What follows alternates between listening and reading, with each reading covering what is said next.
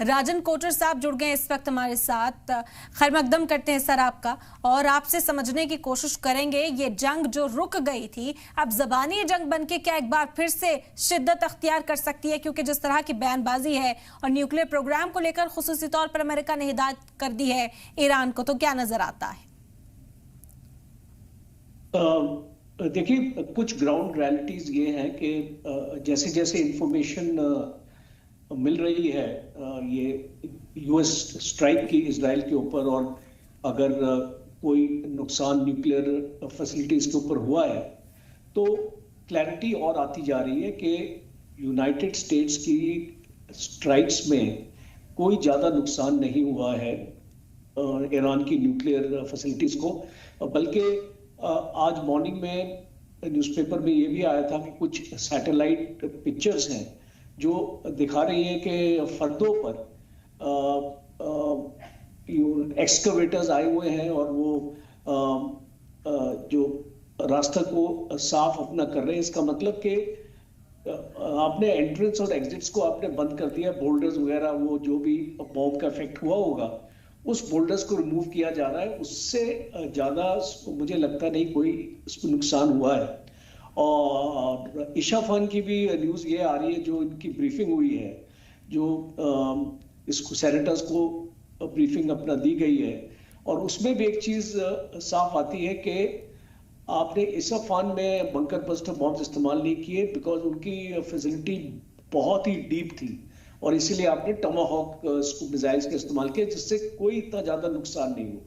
तो जब हम ये सिनेरियो देखते हैं और इसको हम कोरिलेट करते हैं जो स्टेटमेंट्स आ रही, बिकॉज एक डायरेक्ट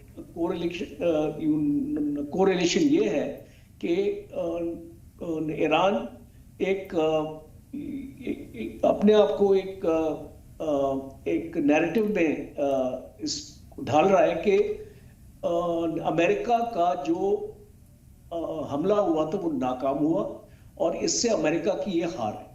और हम जिस टाइप की स्टेटमेंट्स ट्रंप भी दे रहे हैं वो भी कोई इतना डिप्लोमेटिक स्टेटमेंट्स नहीं है, एक प्रोवोकेटिव स्टेटमेंट्स है, मैं इसको मानूंगा। और ईरान की तरफ से भी प्रोवोकेटिव आ रहा है।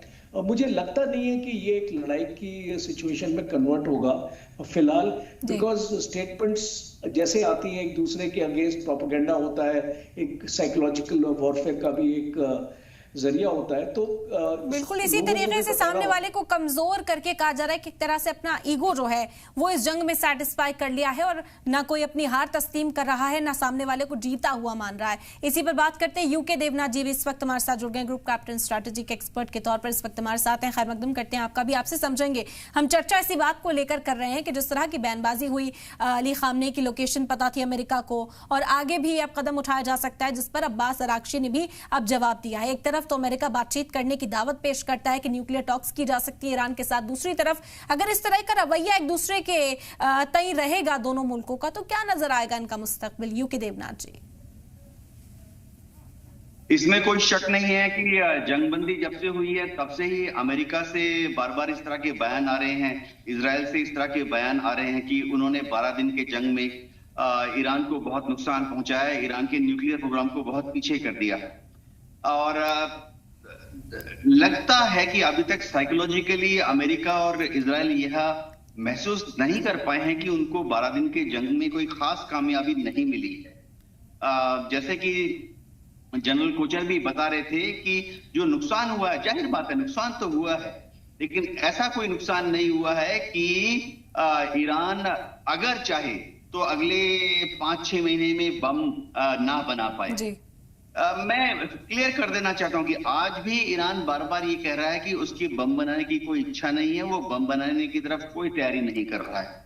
लेकिन जितना नुकसान हुआ है, जितनी खबरें छम के बाहर आ रही हैं, उससे ये लग रहा है कि ईरान ने 5-6 महीने में जो डैमेज है उसको ठीक कर लेना है। और सबसे बड़ी बात है कि उसके जो सेंट्रीफ्यूज हैं वो भी अभी इंटैक्ट है। खबरें ये भी आ रही हैं कि ईरान ने ऑलरेडी चाइना को बोल दिया है कि 2000 सेंट्रीफ्यूज और भेजने हैं।